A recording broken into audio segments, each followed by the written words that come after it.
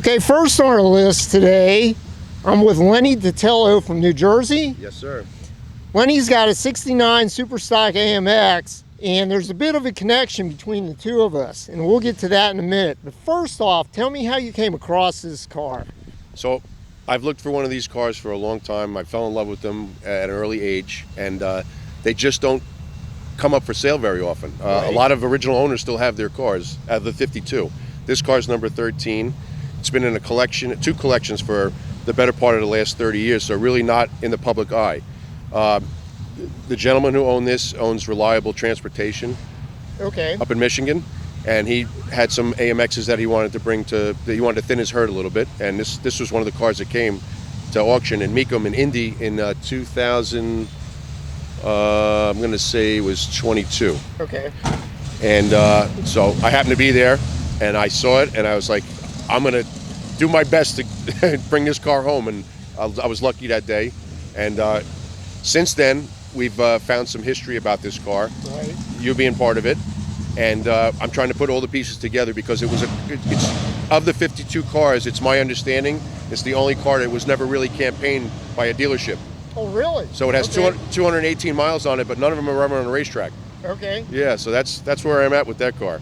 And it originally came from Harry and Carl in Cincinnati. The best we can tell, we did have recently a fellow who's raised his hand and said he was the original owner and bought it around 71 or 72 from the dealership. Right. That's how long it sat on the showroom floor.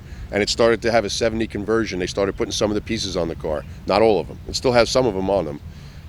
And then he drove it from there to Indiana, put some miles on it, and then he sold it, and it kind of festered from there. But I can pick up the trail from Indiana. Right. Yeah. So what the story is between me and Lenny is I've got a 70 AMX, and back in the early 1980s, I was restoring my AMX, and I switched the original wheels off for a set of machine wheels. And the owner's son, Steve Petrowski, he still had some parts from this car at the dealership. One of the parts was the dash overlay, the entire dash overlay, wiring harness and everything. wow, yeah. And he said, I will trade you this dash overlay brand new for your old set of 4 wheels. I said, yeah. So I gave him the wheels. I took the dash and finished my restoration. I still have that entire dash in my car to this day. Wow. With your number on it, your glove box number on it. Yep. Wow. So, and I need to track down my old glove box because I gave that to somebody, so I have to get my old number back so you can get your old number back. Yeah, that's something. But yeah, after what, 35, 40 years, we finally meet and come back to this car. Unbelievable. Isn't that? Yeah, that's a story, really. So has this ever been raced? I mean, with you? No, and it has all of its original parts that were put on by Hurst, all the performance parts that they changed from the factory. Right. The only thing it doesn't have, which I'm still trying to track down, is the black wheels. Okay. I got a line on them because that would have been as it was delivered from the dealership, with just steel wheels with E70 14 white letter tires on it. Right. And that's it. And then, but the carburetors are original. You know, all the crane parts that were put on, the headers, everything's original. Nothing's been changed in the car. How cool is that? Yeah, and it really is. It's something else. It really is, and it's a testament. And the other thing I have is a tremendous treasure trove of documentation that came with the car. Mm-hmm. Original letters about the program between AMC and Hurst. Original, when I mean original, not copies, like handwritten stuff, Yeah. signed by the guys that were doing it, the engineers. A lot of test stuff that they were doing runs with different parts and seeing to get the car to go faster. Really Right. amazing stuff. And so I'm really excited. I'm glad I got this car, and I'll be a great caretaker for however long I can manage it. So do you plan to race it at all today, or just? No, show? it's a strict. I have quite a few cars. This is the only car that doesn't get driven. It just gets trailered. That's my only trailer queen. I hate to use that term It's because they all beautiful, belong though, to be you know? driven, but yes, thank you. So But, tell me, I don't know if you know this, but out of the 52, how many do they think are left? I want to say at last count, and it hasn't been updated recently, but they had an account for about 30 so of the cars. Okay. I believe 16 or 17 are going to be here today, Right. which is the most that have been together in quite some time. So Yeah. that's exciting in itself. Yeah, and I don't think we'll ever see this again, Well, for the super stocks. Probably not. wasn't easy for me. It took me 9 hours to get here. I don't know if I can keep doing that. Yeah. But well worth it, and I'm glad to be part of it, and it really is exciting. Good. Well, thanks for your time. Thank you, I sir. I appreciate it. Okay. And I'll get you that glove box. You got it. Thank you. Okay. All right. Okay, second on our list is driver John Canelli from Chicago. How you doing, John? Very good. How are you? I'm doing good. So tell me, this is a 69 converted over to a 70 updated, That correct? is correct. So tell me the history behind it. Well, the history behind the car is I've owned it for about 18 years. Okay. And I bought it out in Seattle, Washington. I've just always loved these cars. When I was a kid growing up in Chicago, there was a gentleman in the neighborhood who had one of these and raced it, and I used to see it up at the local gas station. A super stock or just a Well, regular? you know, that I was telling next door Lenny, I wasn't sure if it was a super stock, but it certainly looked like a super stock. Okay. It just made a big impression on me. Right. So I just studied up on the cars, and you know, they don't come available that often. And a gentleman, a friend of mine, George G'day in New Jersey, who knows a lot about these cars, basically told me that if you want one, let me help you find one. So there was a gentleman in Seattle, Washington. His name was Al Berry, and he bought the car down in LA from Ricker Motors, where the Shirley Shahan Drag-On Lady car came from. And as I understand it, Ricker, when he lost the AMC dealership, or when they went out, he started dealing in classic cars and looking to find the cars that he might have sold during the day, scramblers or AMXs. Mm-hmm. And this car he found, and I guess it's one point had an automatic transmission in it, and so he found the car and put the correct tranny back in it. It retained a lot of its original parts. And Al Berry in Washington bought it, and I think he was 57 when he bought the car, and when he sold it to me, he was 78, 79. So all those years he had the car. And the gentleman that restored it for him was a gentleman by the name of Joe Buffington in Washington, who's done, I think, 2 of these now. Okay. So the car came for sale on the Super Stock website, and George and myself went out and documented that it was a car, and I couldn't wait to get it. So I bought it, and unfortunately I don't drive it a whole lot, so this is the first Super Stock reunion I came to, and I'm just excited to be here. I guess there's 18 or 19 of the cars. Can you believe that? I can't believe it. So yeah, I'm looking forward to the day. Had a little bit of teething issues with it yesterday because I hadn't started it in over a year and a half. So it was leaking a little fuel out of the accelerator pump, and some of the gaskets were leaking, but seems to be running good now. So yeah. And this is the conversion. When was it converted over? That I don't know. 70? That I don't know. There's pictures of it racing on the West Coast in the 70 trim. Okay. So, and Mr. Ricker's gone, so he doesn't, no information there. And Joe doesn't, the guy that I bought it from, Al and Joe, who restored it, they don't have a lot of information on it. But it's definitely converted to 70. It's got all the correct 70 pieces on it. But, you know, everything else is, 69 based on the car. But And what number is this? This is 29. 29, okay. All right, cool. And do you have any idea what the number is on the dash, the glove box? 20? I don't. I think the one on mine is 20 or 22 or something like that. I'll have to double check. So your dash was converted over, I can see that, yes, right? Yes. Yeah. Okay. Yeah. You gonna race it today? I'd like to, but I just because it wasn't running really well yesterday, I don't know. If Lenny runs his, I'll run mine, but I'd love to. I'd like to get down the track if I could. Slick cars, aren't they? I know. It's when it warms up and it goes, it's a handful. It's a fun car. Yeah. I love them. Have you ever raced it? No, I've driven it. Down some streets and down a couple. I was up at Great Lakes and on a test and tune, and I just puttered it down the track, but I've never jumped on it and driven it the way they should be driven. Right. But I don't know, maybe today you'll see me do it. All right. Well, thanks for your time. Appreciate it. Thank you. You have a great day. You do the same. Tom DeSelms from, where are you from anyway? Denver, Colorado. Denver, okay. Actually, I live at Elizabeth, which is a little southeast of there now. All right. So tell me the story behind your Super Stock AMX. This was originally delivered to Bob Bundy Motors in Lakewood, Colorado, along with the cotton candy car that you'll probably visualize here in a little bit. Okay. And this car was raced by Bundy and his crew and John Bandemere for the first years of his life. Got converted to a 70 that didn't fly with the NHRA. Why not? So the VIN numbers was 69, and they had different shock towers, and they said if you want to run it with the 70 trim, you got to run it modified. Okay. So they went and put it back. We'll listen for this guy's car to go by. So they put it back to the 69 within weeks. You know, I mean, it was very short-lived conversion. Yeah. And that's when they painted it with the frog, because Frank Peterson, the guy that was campaigning the car, his wife said that it always launched and squatted and launched like a frog. So they painted frogs all over it and called it the Frog. Okay, okay. And then Bannerman had it for until 1974, and that's when I purchased it from him. Paid him $5,500 for it. Did you? Yep. The good old days. Good old days. And then I started racing, and I raced on a shoestring. I used to work aerospace, so I didn't have time nor money. Right. And but did pretty good. We ran as fast as 1099, 1098. Good deal. Down in Nebraska, down in Carney, Nebraska. In the 120s?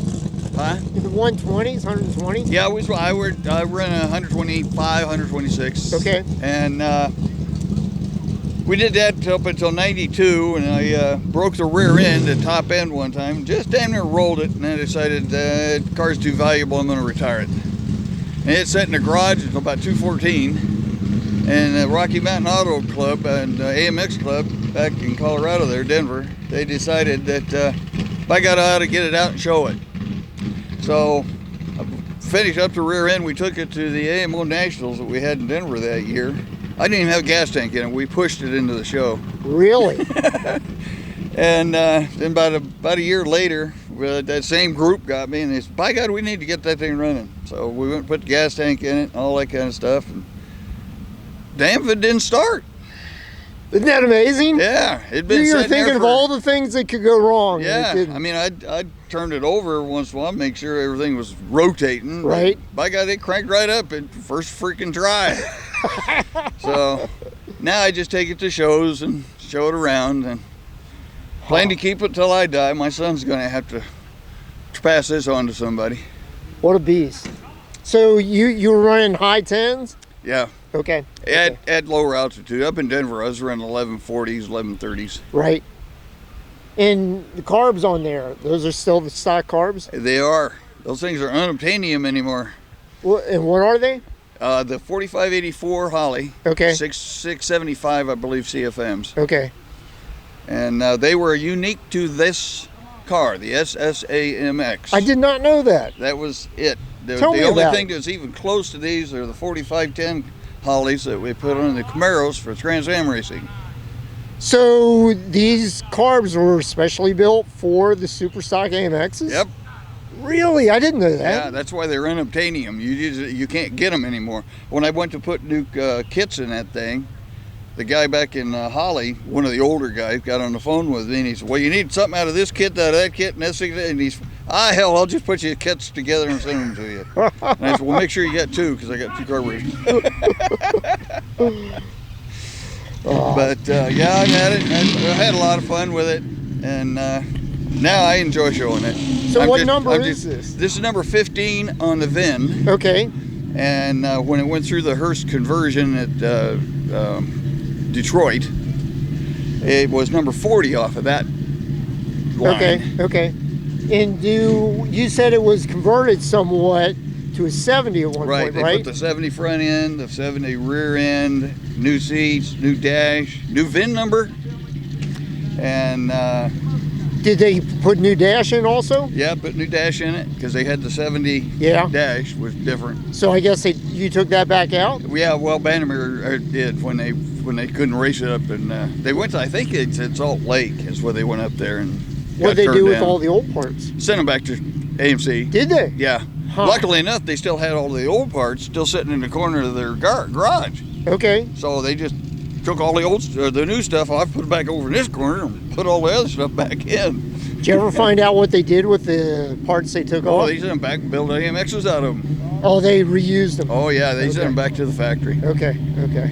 Huh. So Amazing. and you'll see my emblem there on the side is the 390. Right, I was going to ask about normally that. they're up there Yeah. with the V. Yeah, Okay, on the well, that's the 689. 70 emblem. But Yep. it's on my 69 Fender. Yeah. Frank liked that. He liked that emblem, and so do I. So I just kept it It's there. it's a good looking emblem in the Yeah. 70s. So Yeah. that's the minor differences. How cool is that? But, So you plan to race it all today, or even run no, it down the I track? checked with the track, and I'm so far out of date on safety equipment. Oh, It's yeah. pathetic. Hell, I'm running a seatbelt in there that I got a blasted salvaged airplane at Stapleton Airport. So, they said, no, that ain't gonna fly. Oh. It might fly, but it ain't gonna go down the racetrack. Well, thanks for your time. Well, I sure appreciate appreciate it. it. Thank you. I appreciate Beautiful it. car. Glad you kept it. Oh yeah, yeah.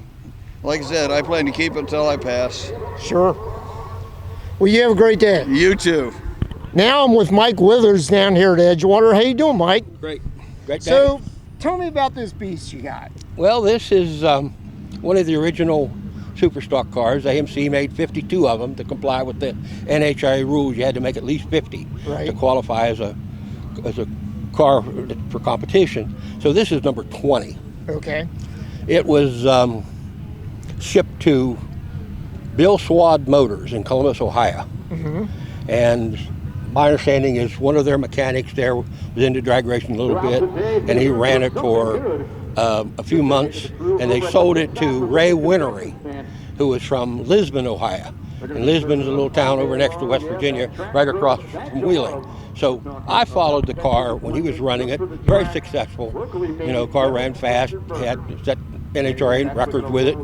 I think he won his class a couple times, What kind of national times was he events. running? Back then, he were talking 1060s. Okay. Yeah, and I bought it when he went to work for Chrysler Corporation, when AMC got out of it, and he sold the car to me. It didn't have a motor in it, but I got the good heads, and that's what Ray was, a great cylinder head mechanic. He knew how to make the horsepower.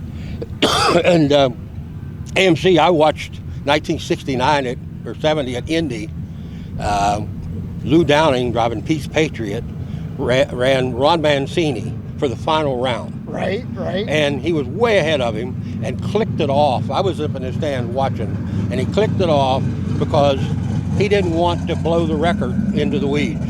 See, if you, back then, you ran off of your national record. That's what you spot dial. Right, Okay. right. Okay. So if you went faster than the national record, that became the new national record, and then that was the index you had to run off of everybody in the country. Yeah. So Lou didn't want to do that, so he flipped it off, and Mancini just barely nipped him at the light, like a bumper or something. And that, I think, really hurt the AMC program. If he had won that, AMC would have, I think, had a lot more, would have stayed in it. They had some guys running pro stock and things of that nature. But this car, I've ran it, like I say, I've owned it since, I think, 74. So that's a little bit of history. And I ran it a lot in NHRA, and then I ran a lot of IHRA. Okay. And more recently, there's, NHRA started tearing you down. I mean, you'd go to win your class, and they tear it down. Or I'd tear it down. They check everything. Oh, it's okay. Put it back together, and they put their goofy colored paint sticks on everything. Go out, and a month later, and you win your class again, and we got to take that head off. That's the same one you took off at Columbus. Oh, we got to do it again. I mean, one time I had to tear it down 3 times. Really? In one summer, and it's ridiculous. So what kind of times are you turning now? Well, now it's a mid-9 car. Okay. Yeah. Good deal. Yeah, You gonna race it today? Well, I'm going to race it. Yeah.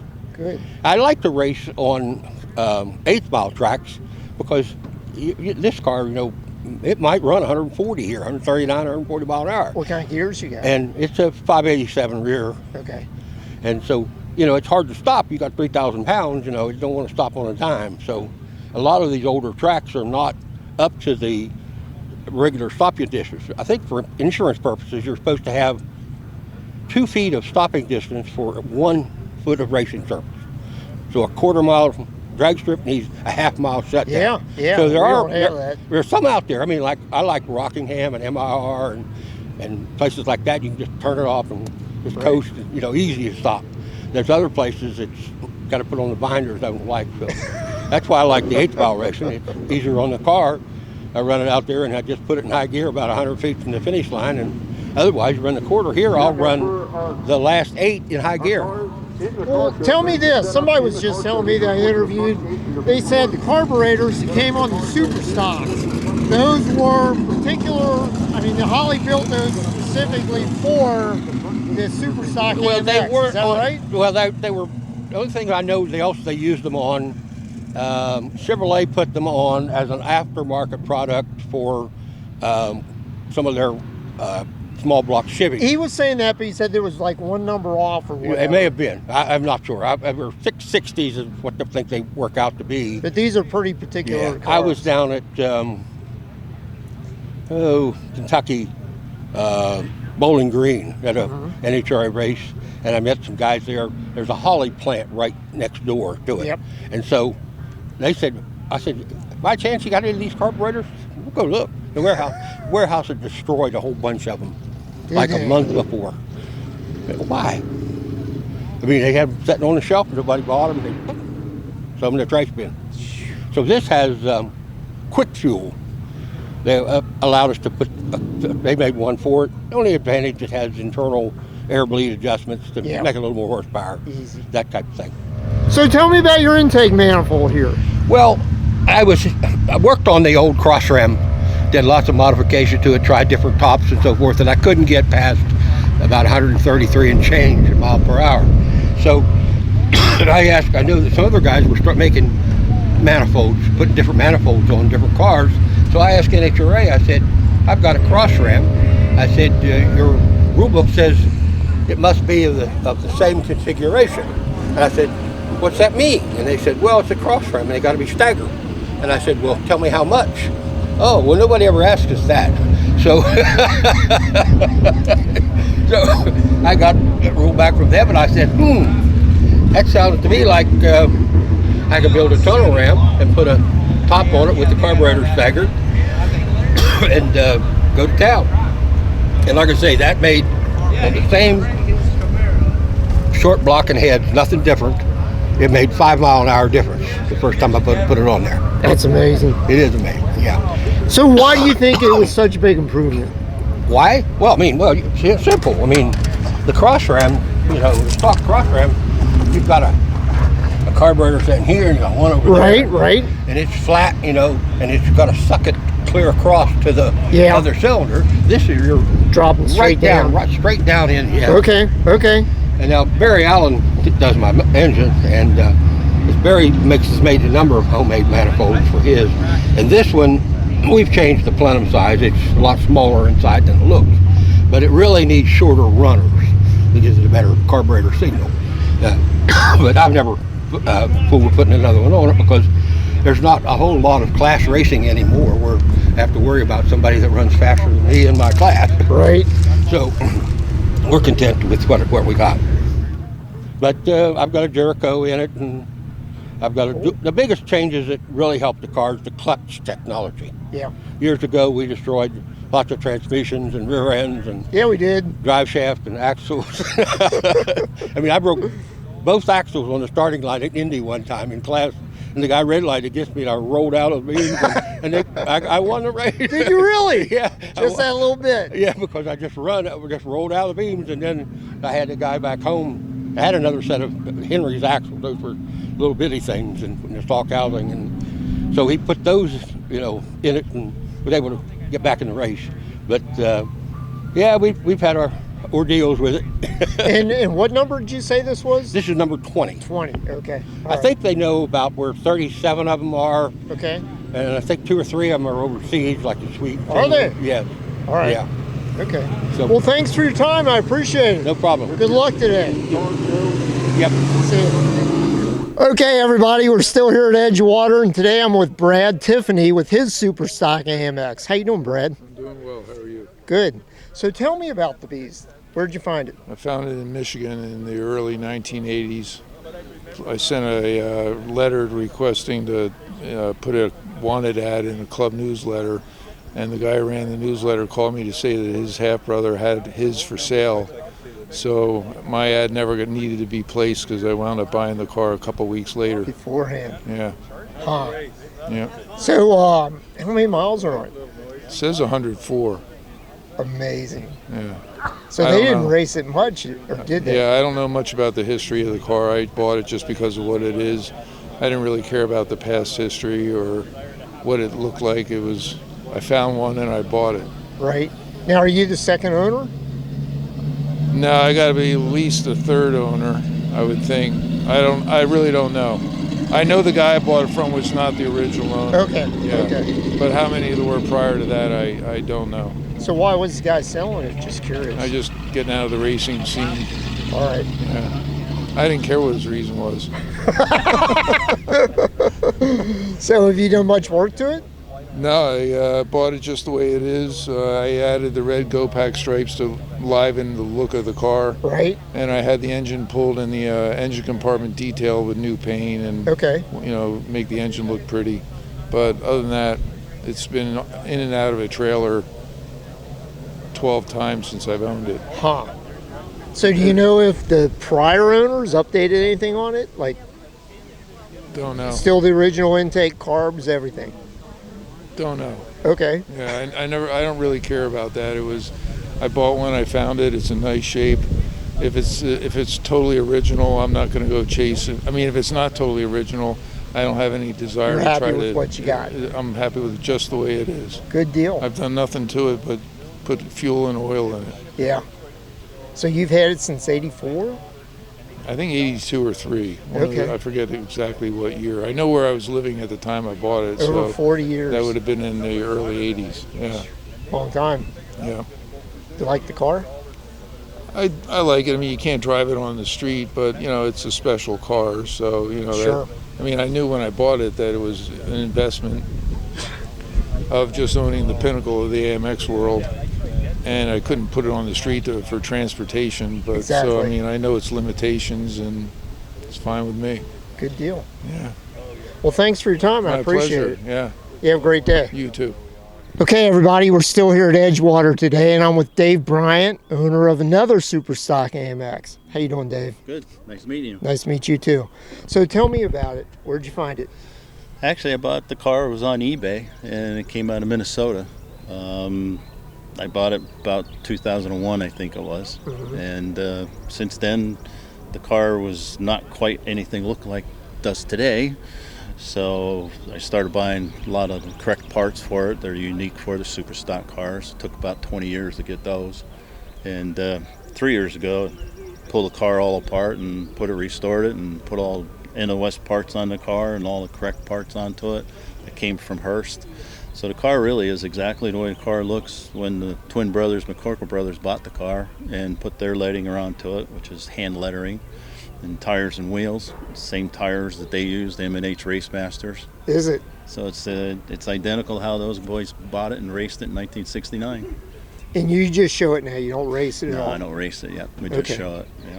And I heard you talking to somebody that you came across at least one new old stock carburetor. Actually, the year after I bought the car, I found a set of NOS carburetors, both of them, on eBay. Specifically for this. For the Super Stock AMX, yeah, because it's a special Holley list number. Yeah. And they were only for the cars. So, yeah, I got lucky on that. I'd say. Because when I got the car, it was just a single 4-barrel onto it. Oh, was it? Yeah, and the motor was a mess. It used parts into it and everything. I mean, it ran, but that was all it did. So what number is this? This is number 17. Okay. Yep. Okay. Number 17, but then when Hearst converted the cars, they put their own numbers on them. So they don't correlate with the serial number. So that's why this car is number 14 that Hearst put onto it when they did the modifications to it. But the AMC guys go by the Serial AMC and numbers. Yep. Because some of the cars, different dealers would build cars for Super Stock class, but they wanted a Hearst Super Stock car. Exactly. The Hearst Super Stock cars are sequential serial numbers, so that's why everybody identifies those by what number of serial number it is, and that's 17 in order. Yeah. Any big plans for it? keep it, enjoy it, and let other people take a look at it now that it's all back to correct. Everything on that car is the way it came from Hearst. It's beautiful, isn't it? It's gorgeous. I love it. A little partial. Well, thanks for your time. I do appreciate it. You're welcome. Thank you very much. Sure. Enjoy the day. Yeah. Hey everybody, still at Edgewater here, and I'm with Jeff Carney. He's got a 1969 Super Stock AMX, and we're going to learn a little bit about it. So, where'd you find the beast? I had to go to Tucson, Arizona. I'm from Missouri, and through leads I was able to contact it and sat in Arizona from '73 until I got it in 1986. That long? Yes. So it never ran during all those years? They had it pretty well mothballed. Really? Yep. Yeah, so it didn't deteriorate or anything. Body was good and straight and solid, and it's been updated, a lot of things, but they weren't campaigning it out in Arizona. So who was the original dealership? The original dealership was Benlin & Bush AMC out of St. Louis. Yeah. And they campaigned it locally for about 2 years and then sold it to a team that lived out in the Columbia, Missouri area. How'd they do on times, do you know? I think the best time, not like it was originally, they modified. These cars are made to be modified. Right. And they ran 10s when it was really at their top, when they modified modifications. But 11s all day long. Yeah. It runs 11s. Good deal. So it's fun. So who bought it from the dealership? Do you know that? It was there's Gary Scott and Carl Hurst. They were HIRST. HIRST. They were a team. One had a scrambler, and one bought the Super Stock AMX, and they campaigned, like I say, in the Columbia, Missouri area as a team. Scrambler and Super Stock AMX. Yes, Cool. yeah. So it's kind of cool. And the Scrambler's actually around. It's back in St. Louis too. So both of these cars are still around after all these years. So then, who did you buy the car from? I bought it from Gary Scott. Okay. Gary Scott. I flew out to Arizona and checked the car out, verified it was a Super Stock, and made a deal. And next spring, it was in November when I went there, and next spring I brought it home. Huh. What number is it? Number 44. Really? Number 44 of It's the a late 52. one. Nah, it's first in, first out, last out. It's just a number. Cool. That's a nice car. You did a Thank good you. job. Thank on you. it. It Really was- nice. It was a labor of love. I mean, a lot of blood, They sweat, and will. tears, and I mean, you can cut a lot of things, cut a lot of corners, but if you're going to do it right, you do it right. So is it all stock now at this point? No, it's not stock. Okay. They were never really stock race cars. Right now it's pretty much in the trim that it was raced in Okay. in 1969. There's a few updates, ignition and stuff to kind of make it a little more tolerable and Right. a little more efficient, and not having to mess with points and everything all the time. Yeah. But pretty much overall, it's pretty much as it was campaigned. That's what I wanted to do, just have a era car from the late 60s. Do you drive it any on the streets? No, never street driven. Okay. Always been a race car all its life. Okay. All right. Cool. And it's got nothing to prove. It's got a lot of guts. It's a fast car. I have taken out and played with it. It's stripped a few times. Yeah. But as far as trying to just go out and tear something up, no. No. Well, thanks for your time. Thank you. It's very nice meeting you. Beautiful car. Thank you very much. Appreciate it.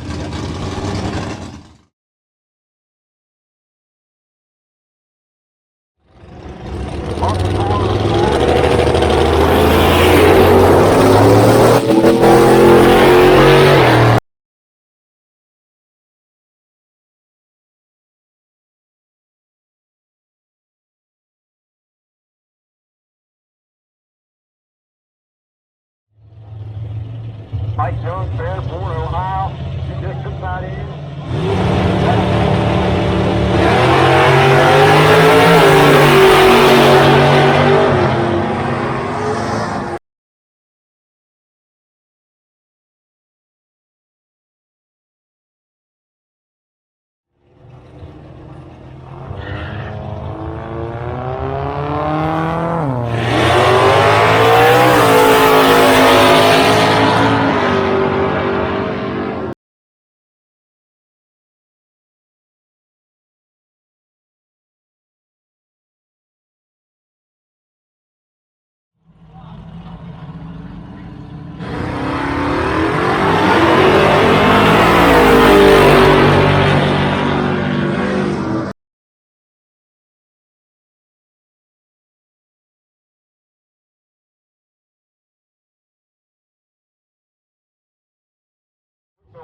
Edgewater.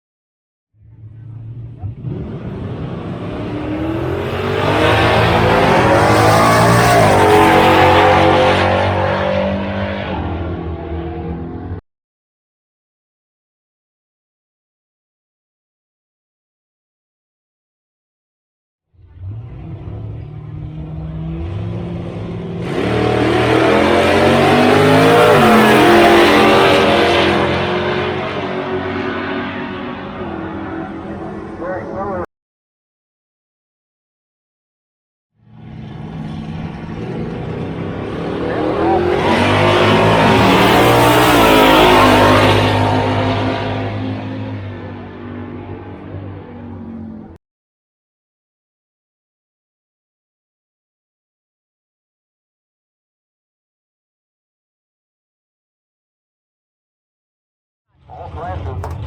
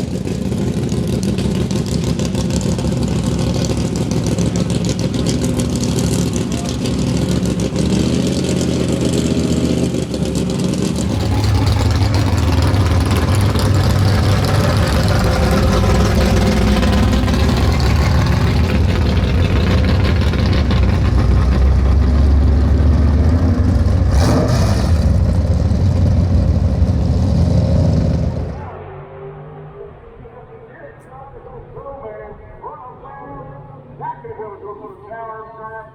There, head on. Those doors on a line of 11 flat, 121 miles per hour to pick up the wind.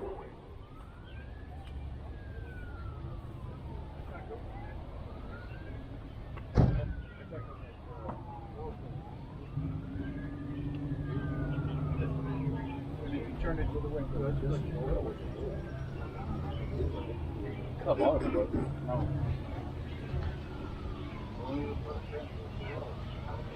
All right, looking for on street class. We got 3 of you there. 1 and 2, please. Street class, state UEs 1 and 2. Street, the 1 and 2, please.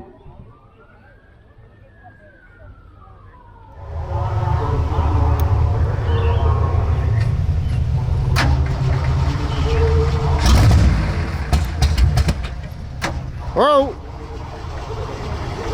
Hey, stop!